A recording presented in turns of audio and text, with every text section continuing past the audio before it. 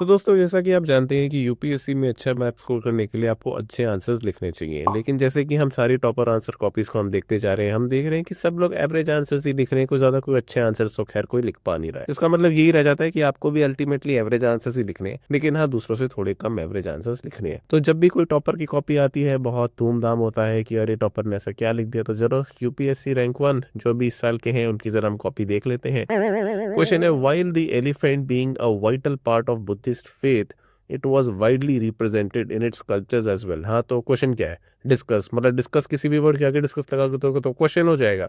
ये ऐसे stupid question UPSC में कभी नहीं आते, इनको छोड़ो, मतलब ना लिखने वाले को आता ना जो क्वेश्चन बना रहे ना इनको आता। सेकेंड है, the India's war of independence was one by the efforts and sacrifices of different sections of the society.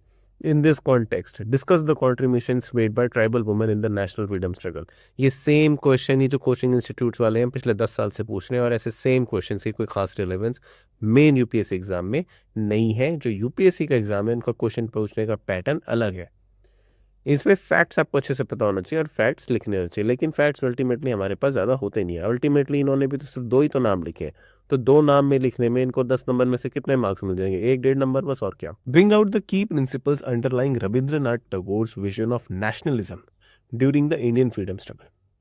अब अगर जरा आप इस क्वेश्चन को देखो, ठीक है, पेपर देखिए, ऐसे चेक होता है, ऊपर ऊपर से मेन बुलेट पॉइंट्स चेक होते हैं। Rabindranath Tagore is one of the most important nationalist poet that India has had. क्या लिखा है ये, क्या क्वेश्चन है और इन्होंने क्या लिखा है? ऐसे इंट्रोड्यूस करेंगे आप किसी को कि he is one of the most important nationalist poet? बिल्कुल गलत।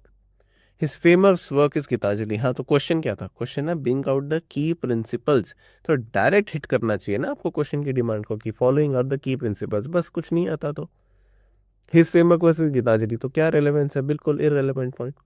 Rabindranath Tagore's vision of nationalism, अब क्या लिखा है ये आप मुझे पढ़ के कमेंट सेक्शन में बता दीजिए, कुछ समझ आ नहीं रहा। He has written an essay, अच्छा तो क्वेश्चन क्या हुआ फिर? वेयर ही हैज सिग्निफाइड, अच्छा फिर Tagore was condemned, he was against, he advocated freedom. इस क्वेश्चन में 10 में से आपको 1 नंबर मिलेगा क्योंकि आपने कुछ भी नहीं लिखा। क्वेश्चन क्या पूछा था और आपने कुछ भी नहीं लिखा। फिर the combination of internal pulls coupled with external pressure as well as colonial resistance prompted the European powers to relinquish their claims over colonies. Elaborate. Simple सी बात है, जब यूरोपियन पावर्स का आए थे तो पुल पावर सुल फैक्टर्स होते हैं, जब वो गए थे तो उनके पुश फैक्टर्स होते हैं। एनसीईआरटी में बेसिक चीज़ लिखी है, वही बेसिक पॉइंट्स इसमें लिखने होते हैं कि इंटरनली क्या हो रहा था, कि डिफरेंट डिफरेंट जो इंटरनल पावर्स आ रही थी, एक्सटर्नली क्या था जो उनकी फ्रेंच के साथ वॉर्स चल रही थी। सो इस समय आप कैसे लिख रहे हो? The European colonial powers went on to colonize the world. वाह, लगता है कोई भंसाली की मूवी चल रही है। In order to fulfil their own interest, the major reason was industrial revolution, मतलब industrial revolution, that is these countries needed raw material. अरे क्वेश्चन क्या है, मतलब डेढ़ आधा पेज आपने खराब कर दिया, अभी तक तो क्वेश्चन कुछ आया नहीं है, यहां से कुछ आंसर आने शुरू हुए। इंटरनल पुल, द फैक्ट पता नहीं क्या लिखा गया, major colonial power like Britain France, ठीक है, एक्सटर्नल प्रेशर बस।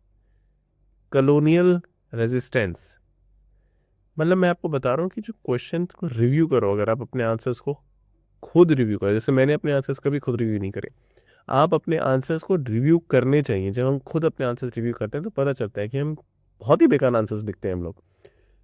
इसमें अगर आप देखो कि आपको मुश्किल से 1 या 2 नंबर मिलेगा क्योंकि आपने कुछ लिखा ही नहीं है। ये करना चाहिए था कि आपको पहली बात तो combination of internal pull and external pressure लिखा था, आपको यहाँ लिखना चाहिए था इंटरनल पुल, फिर लिखना चाहिए था एक्सटर्नल प्रेशर, फिर लिखना चाहिए था कॉम्बिनेशन पार्ट, और फिर कंक्लूड करना चाहिए था। Identifying the growth drivers of aquaculture in India, discuss the associated issues. तो इसमें तो ठीक है, वैसे ये सब आता नहीं है, लेकिन एक्वाकल्चर पे आ सकता है तो कुछ इकोनॉमिक सर्वे से एक आध आपको फैक्ट पता होना चाहिए, एक आध किसी कमेटी का पता होना चाहिए, और इश्यूज तो स्टैंडर्ड, सारे इश्यूज तो स्टैंडर्ड ही होते हैं। कोई भी इकोनॉमी का क्वेश्चन आ जाए, भाई सप्लाई चेन का इशू होता है, रॉ मटेरियल का इशू होता है, मार्केट्स ही नहीं है, एक्सपोर्ट्स इशूज हैं, इम्पोर्ट इशूज हैं, स्टैंडर्ड ये होते हैं बस, और क्या। Aquaculture is considered to be a sunrise sector that can contribute immensely to India's GDP along with development of other sectors like food processing industries. Wow, bilkul irrelevant introduction. Growth drivers of aquaculture in India. India's vast coastline of approximately 7,500 kilometers. Wow. तो long coast line है तो inland reverse further, वाह, चलो मतलब बाहर की coast line, अंदर की कोस्ट लाइन, और कोई सी कोस्ट लाइन रहेगी। It is independent of factors like monsoon, वाह। अरे ये नहीं लिखते कि एक्वाकल्चर में फिशेज होती हैं, हमारा खूब फिशरी सेक्टर है, हमारे पास इंफ्रास्ट्रक्चर है, हम मरीन सेक्टर को डेवलप कर रहे हैं, मरीन टेक डेवलप कर रहे हैं, coastal communities are trained since Asian times, वाह क्या फैक्टर लिखा है, इसमें तो रैंक 1 बनती है। इश्यूज, क्लाइमेट चेंज, सबसे पहला इशू क्लाइमेट चेंज। अरे सबसे पहला इशू लिखिए कि टेक्नोलॉजी, फंड्स, पैसे नहीं होंगे तो क्या होएगा, फाइनेंसिंग ही नहीं है। Fisherman issues in the neighbouring countries, obsolete technology used by the fisherman, वाह। अब ये जो लिखना शुरू हुआ, एक पॉइंट आया पीएम मत्स्य संपदा योजना, ये सर्कल बनाना चाहिए था, यहाँ पे एक बॉक्स बना के, यहाँ पे उसके अलग अलग बॉक्सेस बना के ये लिखना चाहिए था कि क्या कर रहे हैं हम इश्यूज के लिए। पीएम मत्स्य संपदा योजना, FIDF, बेस्ट प्रैक्टिसेस, तो इसीलिए आपको कुछ ज़्यादा मार्क्स मिलने वाले हैं नहीं। Why critical minerals are driving the clean energy transition? They bring new vulnerabilities in energy security. अरे हाँ भैया, यही तो चल रहा है, रेयर अर्थ मेटल्स के ऊपर कितना कुछ चल नहीं रहा, देख रहे हो, चाइना ने एक्सपोर्ट पे बैन लगा के दे दिया है। पूरी ऑटोमोबाइल इंडस्ट्री इस टाइम ठप पड़ी है, कोई शेयर वेयर ले मत लेना ऑटोमोबाइल इंडस्ट्री के, बिल्कुल इस टाइम स्टॉक मार्केट से तो दूर ही रहो आप लोग। Critical minerals, also known as rare earth elements, are one of the key drivers of electronics and IT sector. वाह, ऑटो सेक्टर भी होता है। With new focus on transition to clean economy, the critical minerals become way more important. देखिए introduction को सीधा सा लिखता है, सीधी सी बात है, आप लिखिए कि mineral sector contributes to %% of our GDP. If I am not wrong, शायद 3%, 2%, 3% यूपीएससी ने पहले पूछा भी था जब वो गोंदवाना वाला क्वेश्चन आया था 19 या 20 में, वो लिखिए, that is a good introduction. फिर vulnerabilities with respect to energy security. Number 1, supply chain. 90% of India's imports are from China. ये क्वेश्चन है जो आपको मार्क्स लाके देगा।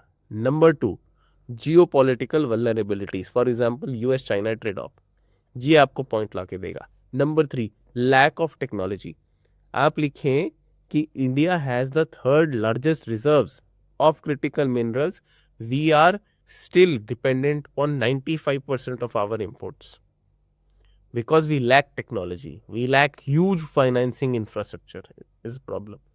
फिर यहाँ पे एक वैल्यू एडिशन के लिए एक मैप बना दो कि रेयर अर्थ मेटल्स इंडिया में कहाँ कहाँ मिलते हैं, कश्मीर में है, यूपी में है, कर्नाटका में है, इसको बोलते हैं फैक्ट और इससे नंबर आते हैं।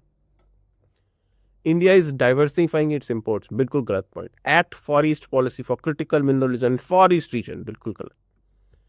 इसलिए 4-5 पॉइंट्स, 4-5 फैक्ट्स आपको हर आंसर के आने चाहिए, और जो पास्ट ईयर क्वेश्चन है आपको वो अच्छे से पता होना चाहिए कि आखिर उसमें क्या पूछा जा रहा है और उसी को अल्टीमेटली रिपीट किया जाएगा। तो जब अपने आंसर्स लिखो, फैक्ट्स पे बात करो सबसे पहले कि क्रिटिकल मिनरल्स, दे जो mineral industry in India contribute 3% of the GDP। फिर वल्नरेबिलिटी पॉइंट 1 2 3 4, फिर इश्यूज 1 2 3 4, सोल्यूशन एक बॉक्स बना के 1 2 3 4, for example critical energy mineral partnership with the US। Number 2, diversifying our supply chain. Number 3, Atmanirbhar Abhiyan. Number 4, co building private public academia interconnect and bringing them in the mainstream server.